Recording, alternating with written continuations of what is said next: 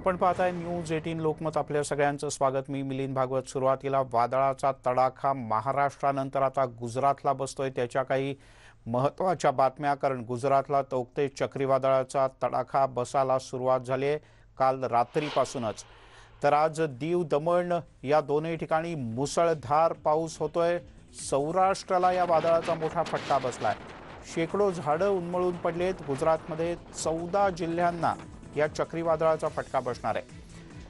आतापर्यंतचे जे माहिती आधी आली आहे त्यानुसार 1.5 लाख लोकांचं स्थलांतर करण्यात आलं आहे. अनेक ठिकाणी विजेचे खांब सुद्धा कोसळले आहेत. आणि आता आपण ही थेट दृश्य पाहतो आहोत ती गुजरातच्या वेरावळ इथल्या समुद्र किनाऱ्याच्या लगतची. इथे समुद्रात एक जहाज अडकलं होतं आणि या जहाजावर काही खलाशी आणि अन्य काही नागरिक सुद्धा आहेत आणि त्यांना वाचवण्याचं काम आता करण्यात येत आहे. त्यामुळे सौराष्ट्राला सगळ्यात मोठा फटका वादळाचा बसणार आहे. ही दृश्य पुरेशी बोलकी आहेत. ही आज भल्या सकाळची दृश्य आहेत, पण याहीपेक्षा वादळाचा वेग आणि वाऱ्याचा वेग हा दोन्ही खूप जास्त आहे. आणि यामुळेच गुजरातची किनारपट्टी ओलांडून आता गुजरातच्या जमिनीवर हे वादळ धडकलं आहे. जसं जसं ते पुढे जाईल तसा तसा त्याचा जोर थोडासा कमी होईल, पण हा जोर ओसरेपर्यंत मात्र गुजरातला या चक्रीवादळाचा मोठा फटका बसणार असं दिसतंय. आपण ही दृश्य पाहतोय. एक भला मोठा मोबाईल टॉवर पत्त्याच्या बंगल्याप्रमाणे कोसळून आडवा झाला.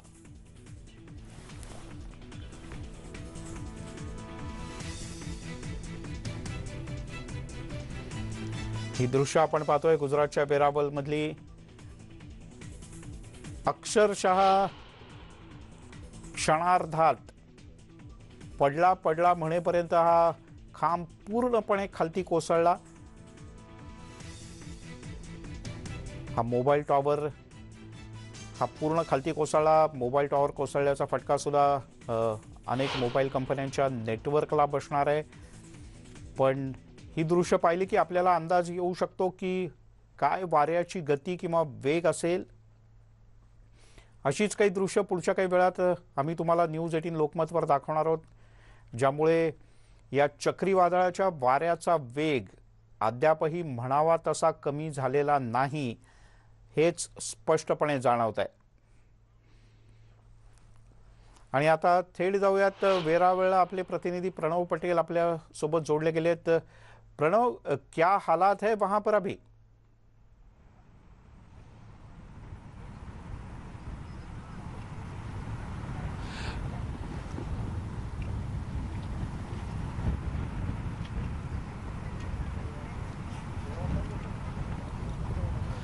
मैं आपको गुजरात के जो कोस्टल एरिया है उनके आपको दृश्य दिखाऊंगा। ये हम जहाँ पर खड़े हैं वो सोमनाथ एरिया है। आप देख सकते हैं सोमनाथ के पास जो वेरावल बंदर है, आप देख सकते हैं यहाँ पर अभी 2 नाव है जो समुद्र के बीच में फंसी हुई है। इसमें माना जा रहा है, अनुमान लगाया जा रहा है कि 8 से भी ज़्यादा लोग इस नाव में सवार थे।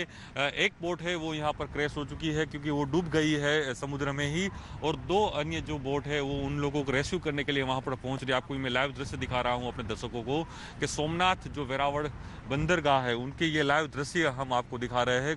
हम जो गुजरात की बात करें तो गुजरात के कोस्टल एरिया में जितने ज़्यादातर जिस तरह साइक्लोन यहाँ पर रात को आया था तो ज़्यादातर यहाँ पर डैमेज जो कोस्टल एरिया के वहाँ पर के आसपास में हुआ है। छोटे छोटे गांव हैं वहाँ पर भी यहाँ पर नुकसान के जो अलग अलग कंटेन है वो बाहर आ रहे हैं। तो साथ में ये भी माना जा रहा है कि कई हाईवे है उनको भी यहाँ पर बंद करने की ज़रूरत यहाँ पर सरकार को पड़ी थी। लेकिन हम जो आपको ये लाइव दृश्य दिखा रहे हैं ये है सोमनाथ के वेरावल बंदर के। आप देख सकते हैं उसमें 2 जो नाव है वो फंसी हुई है, उसमें 8 लोग हैं। तो साथ में एक जो नाव थी जो 3 नंबर की नाव थी वो यहाँ पर क्रैश हो चुकी है समुद्र के बीच में ही। लेकिन दूसरी जो 2 नाव है वो उन लोगों को रेस्क्यू करने के लिए यहाँ पर पहुँची है। तो साथ में यहाँ एनडीआरएफ की टीम भी स्टैंड बाय रखी गई हुई है। यहाँ के स्थानिक जो अधिकारी है वो भी यहाँ पर पहुंचे हैं, यहाँ की स्थानिक प्रशासन पुलिस है वो भी यहाँ पर पहुंची है और कहीं ना कहीं इन लोगों को बचाने की अभी कोशिश हो रही है।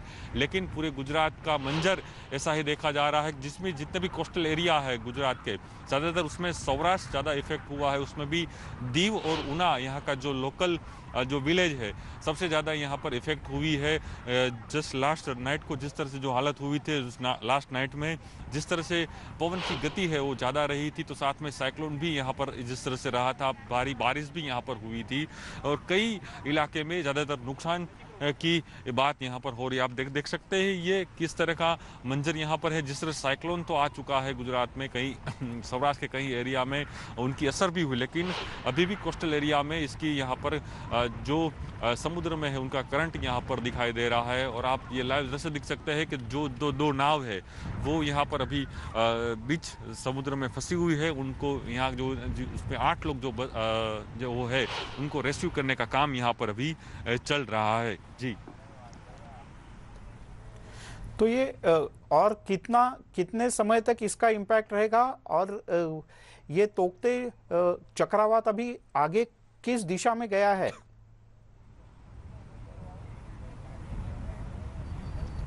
मैं कह सकता हूँ सौराष्ट्र के जो कोस्टल एरिया है ये चक्रवात है सौराष्ट्र के जो कई जो एरिया है उसमें एंटर हुआ है। उसमें खास करके हम बात कर सकता हूँ दीव ऊना जो एरिया है वहाँ से वो क्रॉस होकर भावनगर की तरफ गया है, वो भी एक सौराष्ट्र का ही एरिया माना जा रहा है। बोटाद है और कई सिटी में भी जो लास्ट नाइट है तब तक वहाँ पर भारी बारिश हुई है, भारी पवन की गति यहाँ पर रही है, लेकिन ज़्यादातर डैमेज सिटी के एरिया में भी हुआ है। लेकिन वहाँ पर अभी तक किसी की मौत की कोई पुष्टि अभी तक नहीं हुई, लेकिन ज़्यादातर नुकसान ज़्यादा यहाँ पर हुआ है वो मैं आपको कह सकता हूँ, क्योंकि जो सौराष्ट्र जो एरिया है उसमें ज़्यादातर मैंगो यहाँ पर पाए जाते हैं, क्योंकि पूरे विश्व में सौराष्ट्र के जो मैंगो है वो फेमस है। लेकिन इस बार भी यहाँ के फार्मर को सबसे बड़ी यहाँ पर दिक्कत होगी, क्योंकि जितना भी यहाँ पर साइक्लोन उसके हिसाब से वहाँ पर उनको डैमेज हुए। तो साथ में ही यहाँ पर जितने भी नाव जो चला रहे हैं यहाँ पर उनको भी यहाँ सबसे ज़्यादा डैमेज हुआ है, क्योंकि जितने भी बंदर पर जितनी भी नाव यहाँ पर खड़ी थी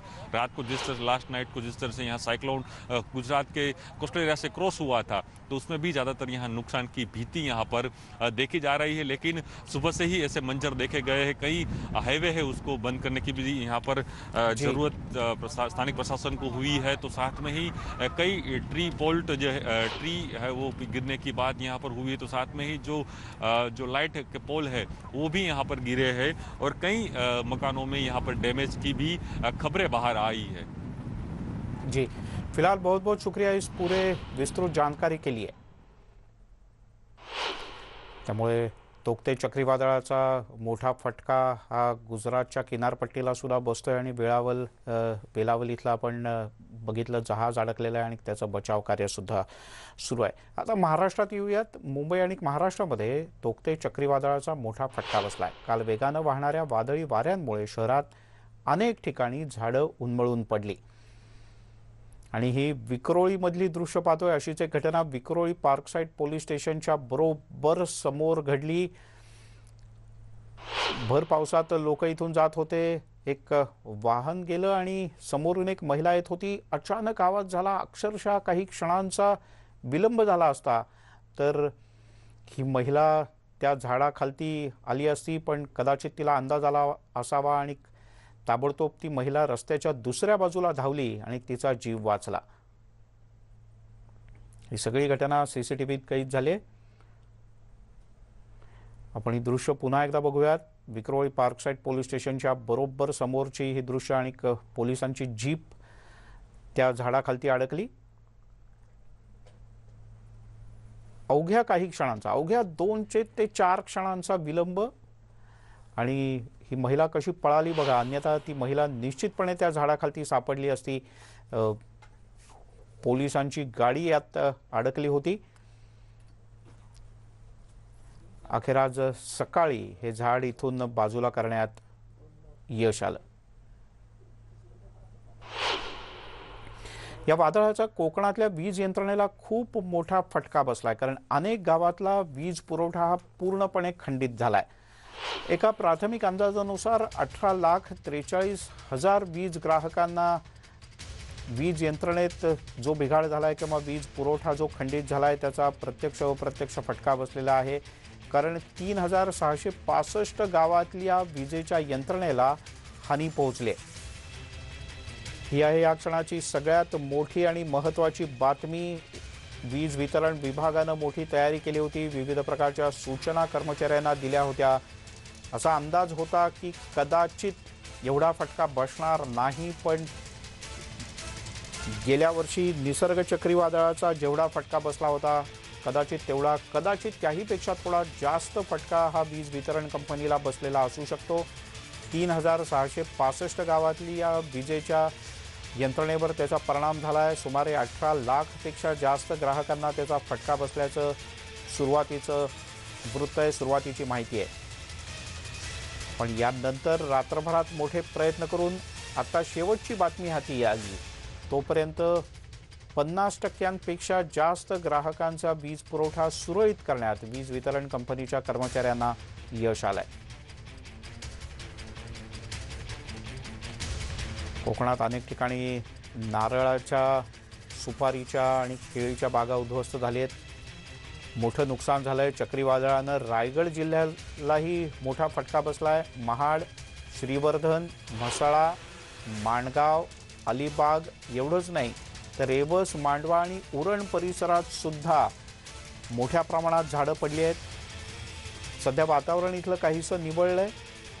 आता वाऱ्याचा वेग खूपच मंदावलाय. पाऊसही काही ठिकाणी थोडा पडतोय, काही ठिकाणी पाऊस थांबलाय. पण या चक्रीवादळानं रायगडमध्ये भयान वास्तव मागे सोडलंय.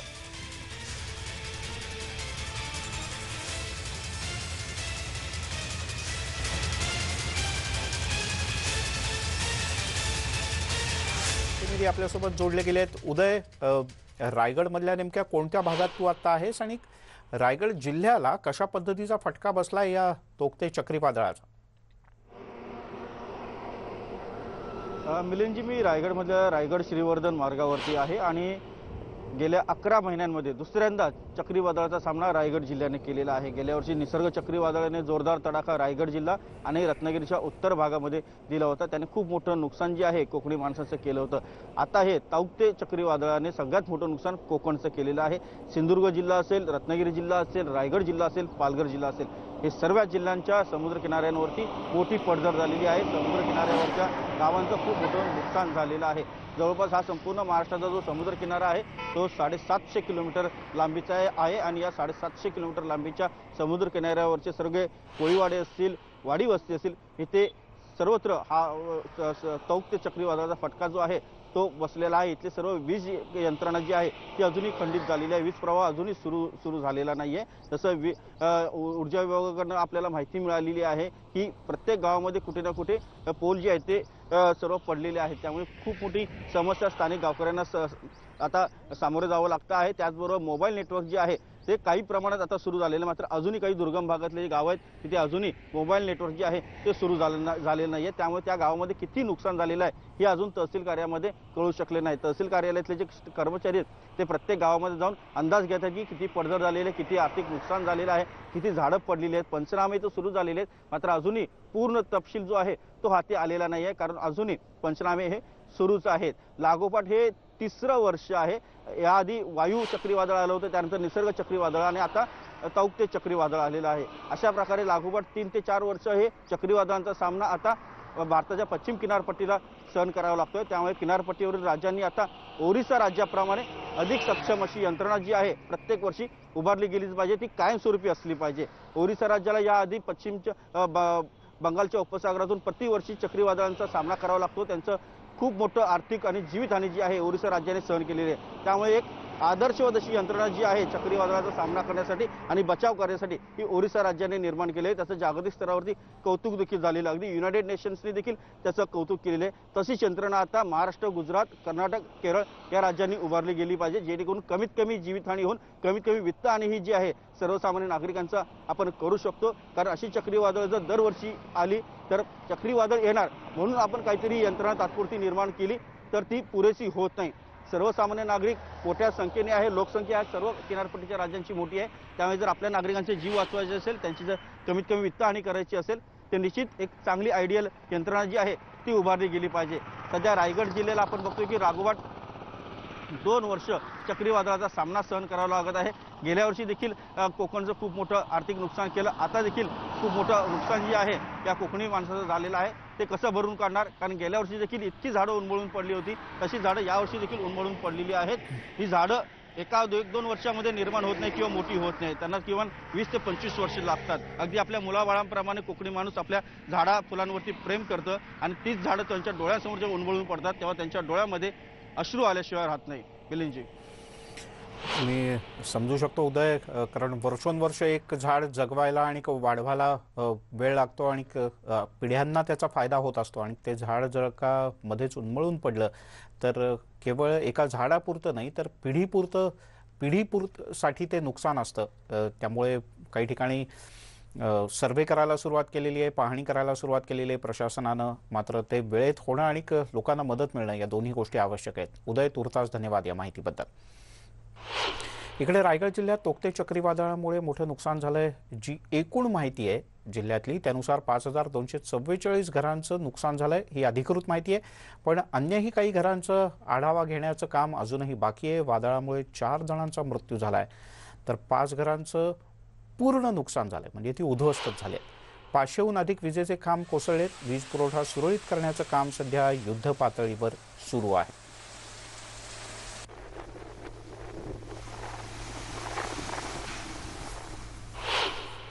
इकडे रत्नागिरी जिल्हा चक्रीवादळाच्या नंतर संपूर्ण जिल्हाभरात पंचनामे करण्याचं काम सुरू आहे। तोक्ते चक्रीवादळामुळे झालेलं नुकसान आणि चक्रीवादळाचा परिणाम यामुळे रत्नागिरीमध्ये 61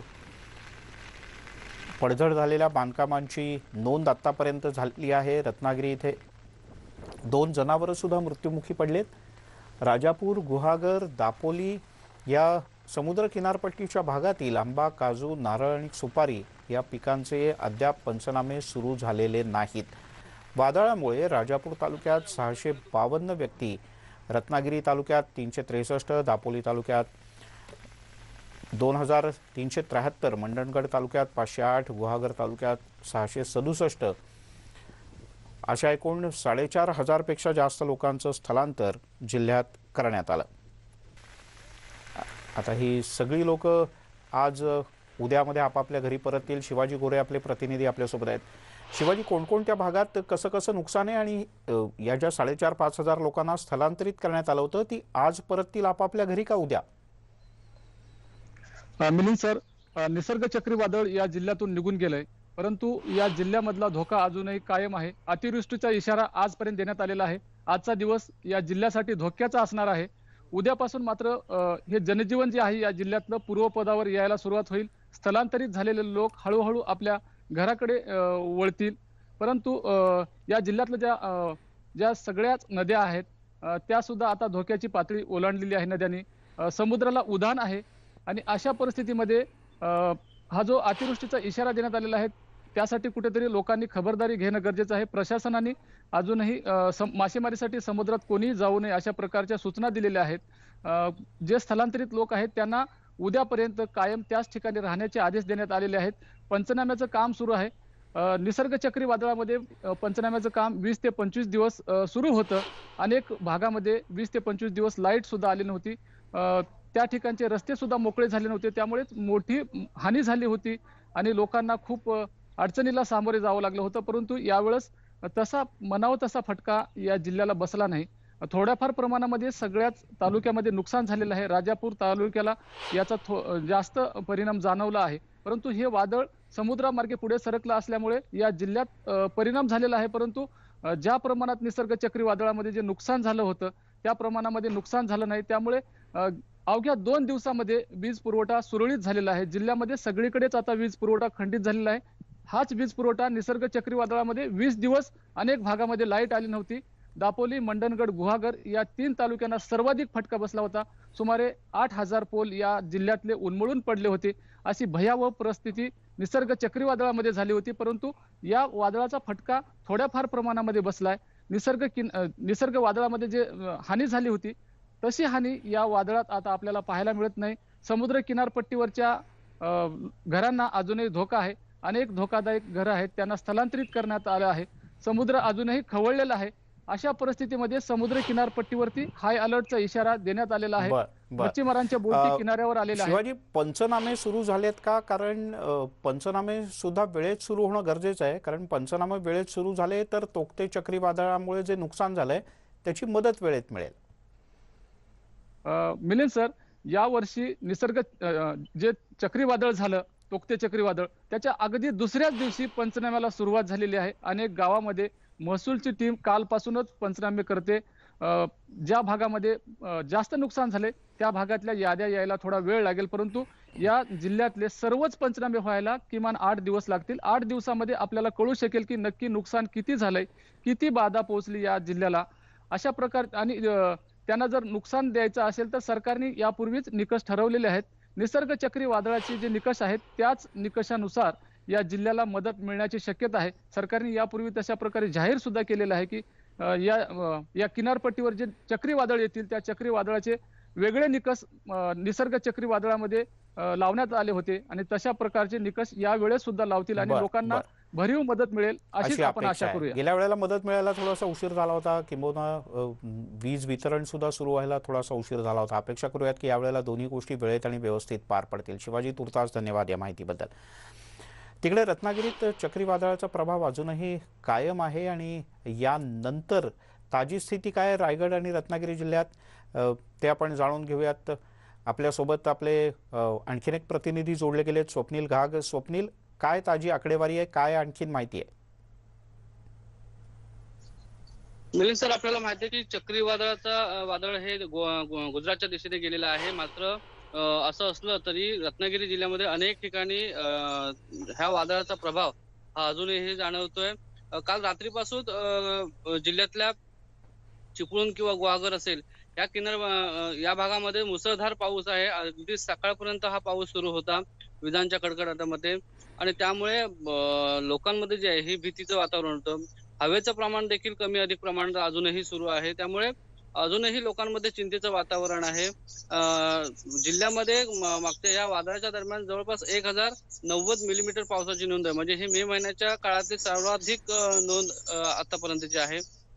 त्यामुळे या ज्या वादळामुळे एकूणच जिल्ह्यामध्ये जी परिस्थिती झालेली आहे, झाडांची पडझड मोठ्या प्रमाणात झालेली आहे, शाळांचं नुकसान झालेलं आहे, बागायतीचं मोठं नुकसान झालेलं आहे. या सगळ्यामध्ये इथले जे नागरिक आहेत हे मोठ्या प्रमाणात भयभीत आहेत.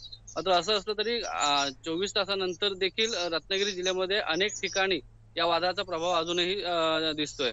खूप मोठ्या प्रमाणात वारे वाहताना देखील दिसतात. स्वप्नील, तुर्तास धन्यवाद या माहितीबद्दल. आपण अपेक्षा करूयात की स्थिती लवकर सामान्य होईल आणि ज्यांचं मोठं नुकसान झालंय त्यांना शासनाच्या वतीने वेळेत आणि व्यवस्थित मदत मिळेल. तुर्तास धन्यवाद. यासोबतच एक छोटासा ब्रेक घेऊया. ब्रेक नंतर अन्य काही महत्त्वाच्या बातम्या पाहत राहा न्यूज 18 लोकमत.